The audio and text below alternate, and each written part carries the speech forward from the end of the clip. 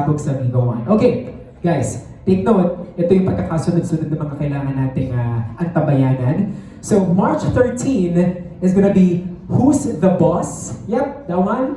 It's directed by R.C. De Los Reyes, kasama ang nag-iisang Rufa May Quinto at Loren Marinas. Palakpakan naman natin. Okay. On March 20, streaming naman ang My Melody. There we go. Yep. Directed by Fifth Solomon, starring Rob Daniel and Lee Day-One. Yes, there we go. Another date to mark, March 27. Mapapanood natin ang Balik Eskwela. Directed by Ronnie S. Benaib, kasama si Marco Gumabaw, Sarah Jo. And this is, for your information guys, based on the TikTok story of Book of Bad Ideas. Also, gusto natin i-acknowledge muna yung presence of Steve and Nix Magay of Book of Bad Ideas. Maraming salamat po for trusting of this beautiful masterpiece. Thank you for coming also today. At syempre, asan yung ating last April 4, Bahay Bahayan, directed by Joy Aquino with Claudine Barreto. Wow! Grabe! Talk about a big-time project. Kaya naman, huwag na natin patagalin pa. Are you nervous?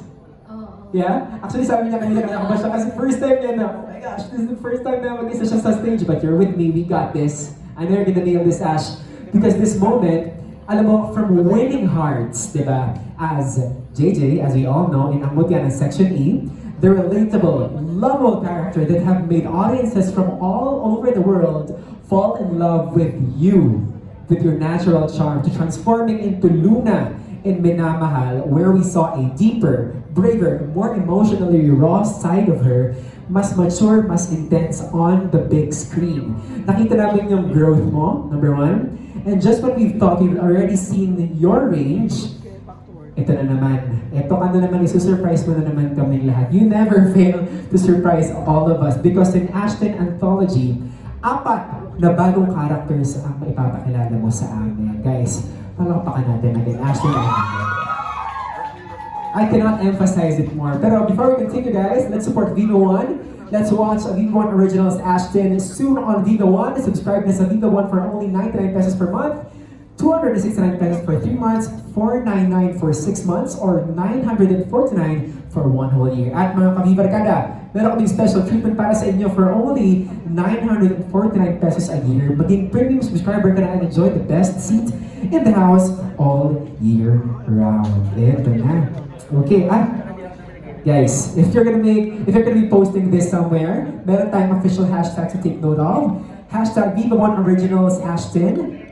Hashtag Ashton Oviga, hashtag Viva One, hashtag Studio Viva, hashtag Bida Ka Dito. So, ayan, let us make this event trend. Before we begin, gusto ko na pasalamatan of course Viva Cafe for our beautiful venue today. And syempre, our sponsors, White Rose Papaya Soap, Dunkin Pasalubong ng Bayan. Maraming salamat po. There we go. And yeah, of course, we also have our media partners today, PBO Una Ka Rito, Viva Cinema, Masayang Balik-Balikan, TMC Tagalized Movie Channel, Celestial Movies Pinoy, the biggest stars, the biggest blockbusters, and of course, Sari Channel. Now, okay, I think all of us are ready. It's time for our much-awaited Q&A session with our beloved Ashton over here. Members of the press, this is your opportunity to ask the cast or to ask Ashton about her experience and insights sa ating series. At syempre, sa lahat na nag-drop ng questions natin gamit ng hashtag AskTin, please stand by. Baka mamaya, mapili namin yung question nyo dito live sa stage. Paalala lamang po guys, your questions, let's keep them relevant and related sa ating proyekto na pinag-uusapan ngayong araw. Strictly avoid sensitive and personal questions and please remain respectful. Only series-related questions will be entertained. And guys, take note, only one question po tayo per media person. Okay? Ash? Yes. Shall we? Yes. Shall we start? Okay, ayan. So, napakarami, of course, ng mga tao na curious about what's gonna happen, what is this all about? Kaya naman simulan natin, of course, from TikTok, People's Journal, Filipino star ngayon, Miss Aster Amoyo. Hi, Astin! Hello po! Congratulations ngayon po. pa lang. Naiis lang ako ha, kasi one question. Isang question na dugtong-dugtong na lang. Anyway, of course, we're so happy for you kasi like, nagulat din kami. This is a bit like what he said kanina na this is the very first time na nabigyan ng isang katulad mo ng isang drama anthology. So, anong sikreto meron ka? Why single you out para bigyan ng ganitong klaseng serye? Sikreto? Hindi ko po alam. Pero siguro, mas more on yung faith ko po kay Lord din. Feeling ko yun talaga yung nagdala sa akin dito kung nasan man ako ngayon. And dahil po doon, kahit nung mga nasa girl group pa ako, doon po kasi ako parang nasimulang mapansin din ni Boss Vic. So parang doon nagtaka ko na, sa sobrang daming girls na sumasayaw, nakitaan ako ng potential ni Boss Vic. So doon po ako na-amaze din talaga. And I think lahat po ng to talaga dahil po sa faith ko and kay Lord. Sorry, I know this is only one question, pero related doon sa unang tanong. Kasi like, of course, alam naman natin lahat na parang, in a way, parang hiwalay kayo for a while ni Andres kasi nabigyan siya ng bagets and you are not part of that cast, di ba? Pero dito, ipinakita mo at ipapakita mo kung na talagang kaya mo rin mag-solo without banking on the love team. So, nung mabigyan si Andres ng bagets, anong pakiramdam mo? Siyempre happy po ako kasi alam niyo po yan, alam ko bago sa kanya yon and parang marami siyang matututunan doon, discipline sa mga kasama niya sa work niya and may enhance din yung pagsayaw, yung pagkanta niya, yung pag-act niya and yung experience mismo na yun, malaking blessing na rin yun para sa kanya.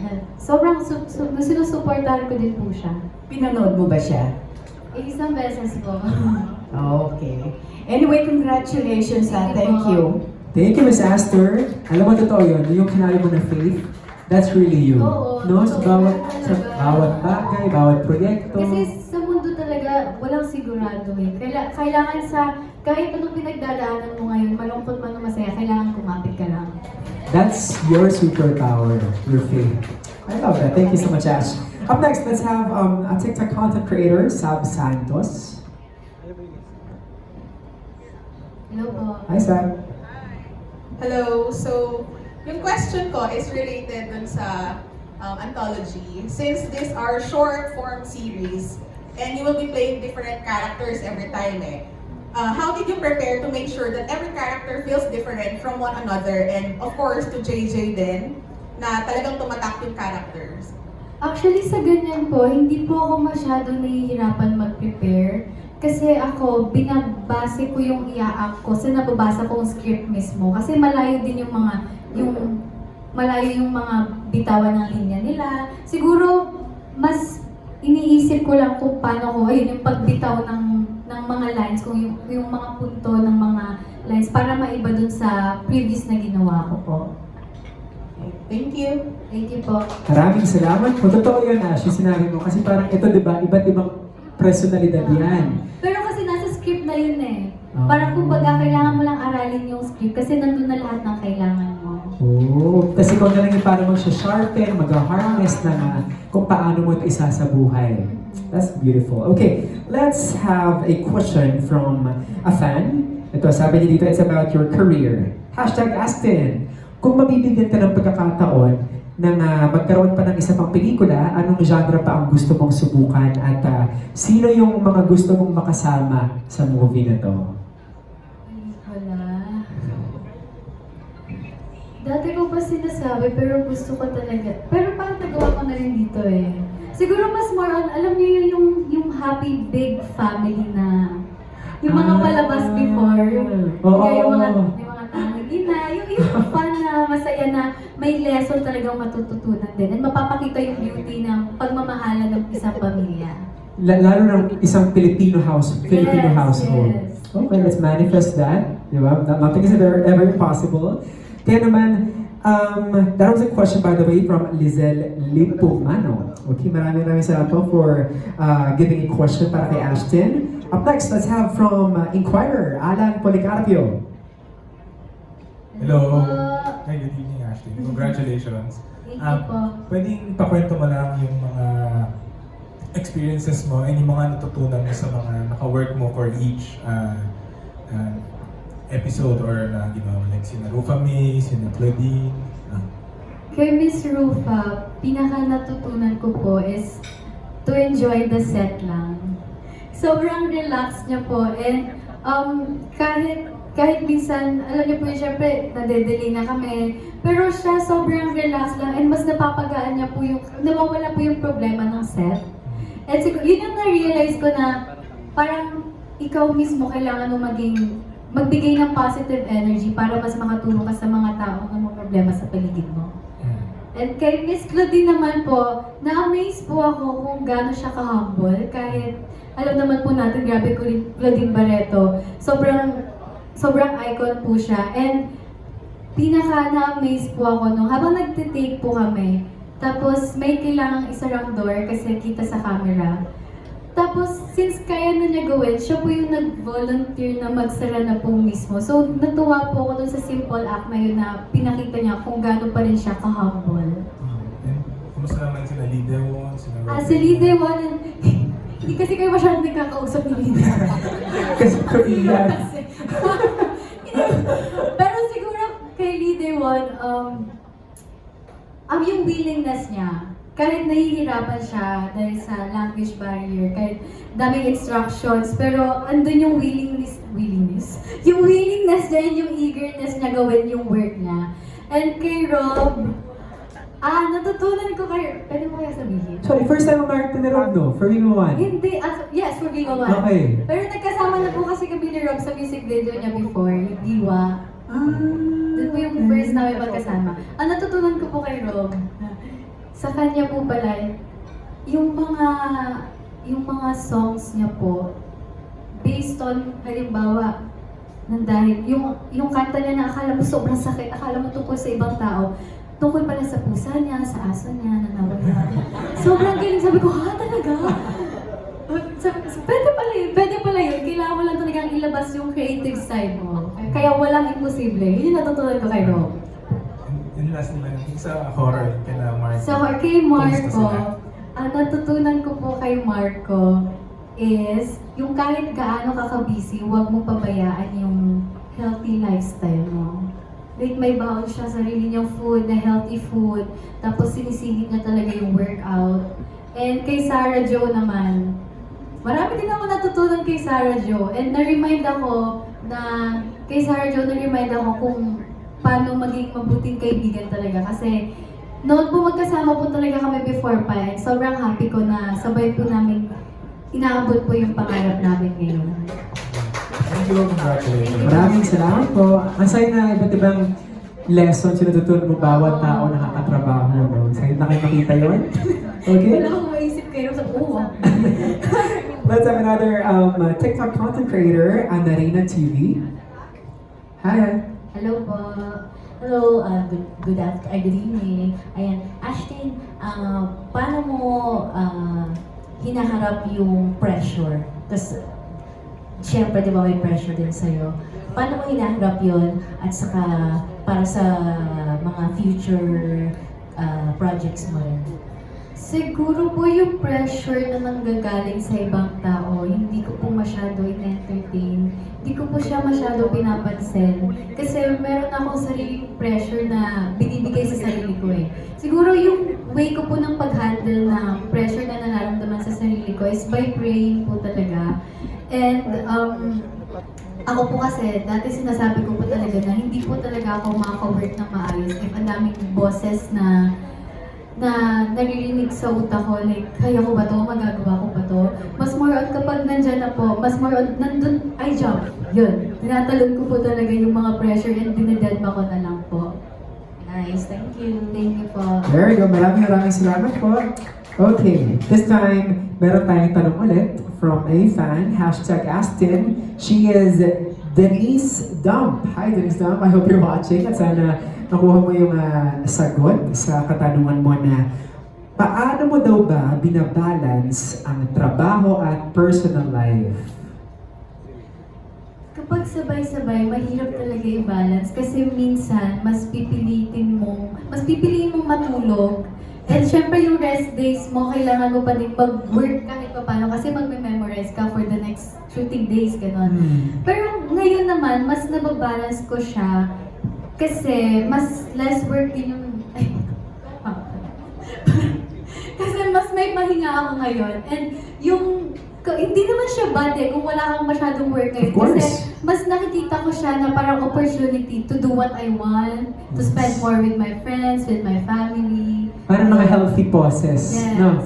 Kasi minsan kapag tuloy-tuloy ka, parang madidrain ka talaga. Oo. And minsan, kailangan mong mag-miss and ma-realize na kung, mahal ko pala itong ginagawa ko, na-miss ko eh. So, mas parang pag may bagong work ka, mas yung energy mo and yung passion mo ulit, parang nasa 100% ulit. Oh, parang recharge, reset, ganyan. Yes. There we go. Okay. Sige, another person wants to ask. She is from Philippine Star, Ms. Dolly Ann Carvajal. Hi, Ms. Dolly. Hi, Ashton. Hello po. Congrats. Thank you po. For you, is it harder to build a character or to let go of a character since you portray 4 different roles here? I think mas mahirap po yung to build a character.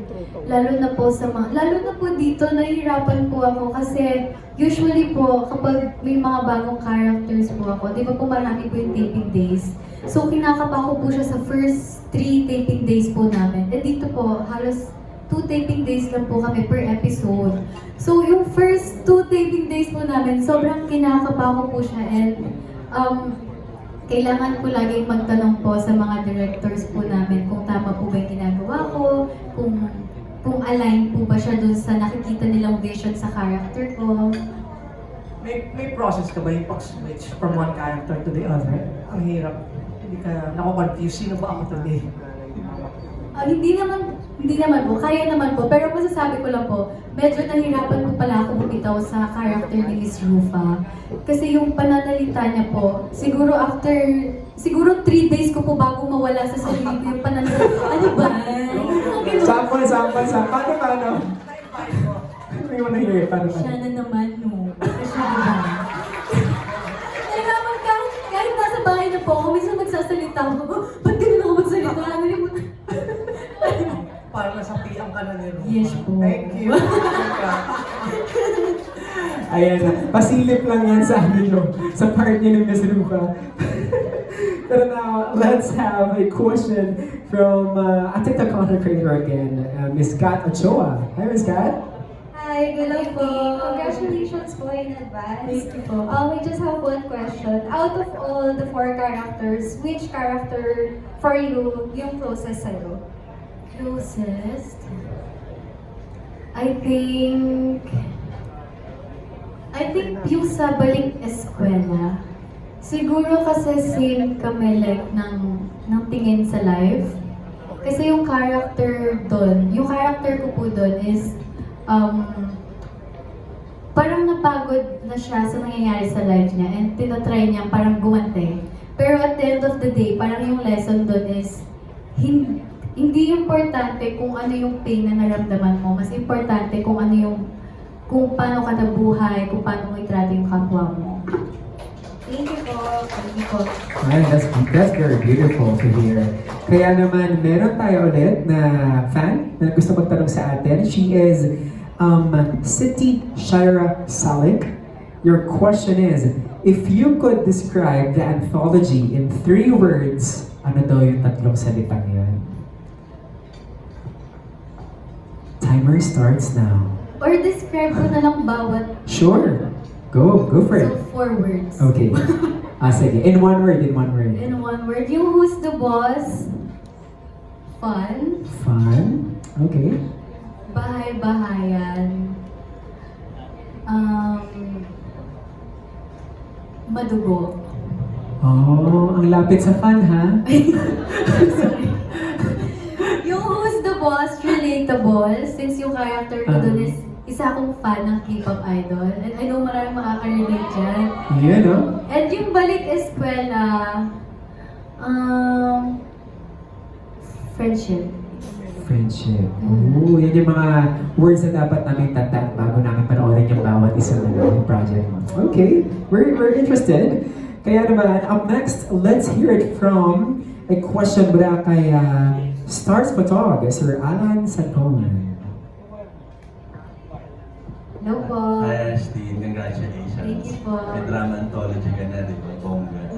Tanong ko lang, for sure, 4 pa lang to. Pero pag naging successful to, for sure matusundan pa to. Pero syempre marami nang nakakamiss sa inyong dalawa ni Andres na magkasama. Kung bibigyan kayo ng drama anthology na kasunod nito, anong genre yung gusto mo? Sa kaaning character that you want to portray? Siguro, gusto ko maging learner.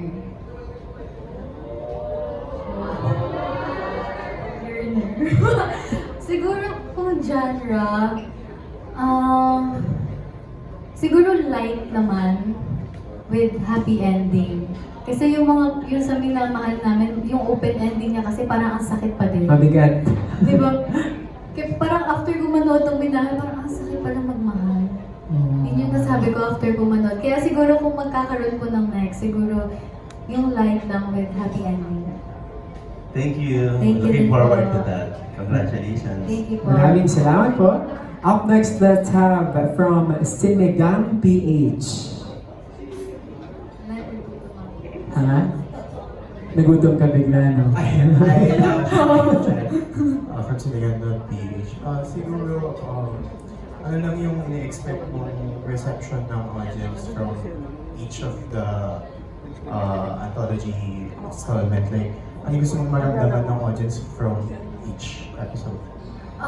Gusto ko maramdaman nila mismo, syempre kung ano yung ina-offer namin, kagaya sa Who's the Boss and sa My Melody na light lang and fun, at na gusto magpakilig. And sana maramdaman nila yon. And of course, sa Balik Eskwela and sa Bahay-Bahayan, gusto ko din ma-feel nila and makita nila yung lesson na gusto namin ipalabas sa kanila. Thank you, Ash. Thank you po. Maraming salamat po. There you have it.